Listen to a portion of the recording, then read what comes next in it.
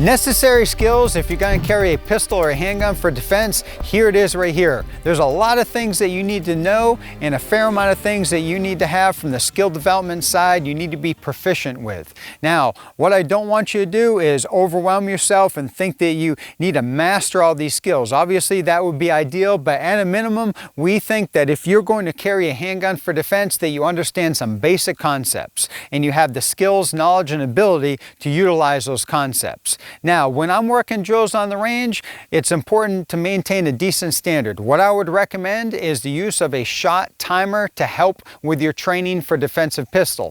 A shot timer, which we'll utilize in this lesson, you'll see it, is basically a timer, has a start and a stop beep or a start, and after shots are fired, it registers those shots and it tells you how much time it took for you to shoot.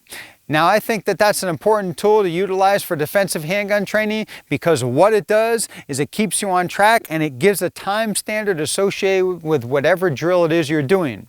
So if you're getting out your gun, you're firing 2 or 3 shots on the move or turning and shooting, something like that, that'll tell you how long it took you to do that. And at that point, that basically gives you a threshold. So you can look at your shots, look at your time, and now you can just work to make that better. So increase accuracy, decrease time. And that's basically the art of it right there. And it's very difficult to do those two things, meaning increase accuracy and decrease time, being fast and accurate. That's always the challenge with shooting, generally speaking, but you want to have an instrument that's going to measure your success and track your training so you can go off of that and get better. So utilize a shot timer when you're training. That's going to be an important tool for you to use. Now, the skills that you need to have for defensive handgun training, well, you need to master the art of simply just getting your pistol out of the holster on target and delivering accurate shots from a static position. And then you need to work on it from positions to your left, your right, and your rear.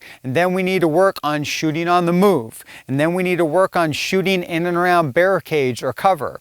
And then we have one-handed considerations. Getting our handgun out with one hand, whether that's our strong hand or our weak hand. We need to utilize reloads. So we need to train on how to do two-handed reloads. We need to train on how to do one-handed reloads. And then we need to talk about emergency procedures if our gun fails to fire. So immediate action procedures and malfunction clearance procedures, those are going to be important as well. So there's a lot to it. All those things, if you get all those things down, you'll probably have a decent skill and proficiency level to get out there and start carrying.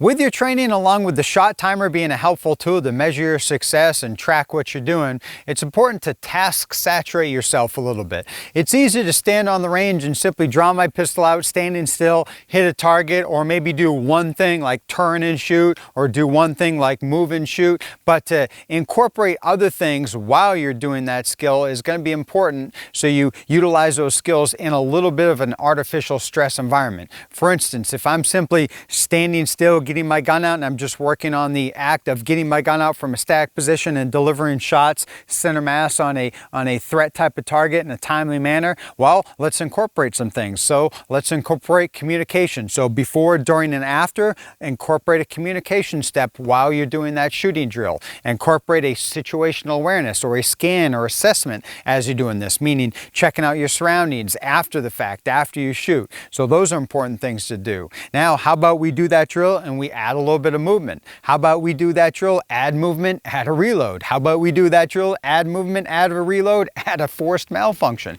You can see what I'm saying? You're basically layering on things, and it'll start to task saturate you a little bit, and you'll get fairly comfortable doing these things in a artificial stress type of environment. And that's going to be really important for your training and to develop those skills so they start to come together a little bit so you can do them on command, so to speak, without a whole lot of thought.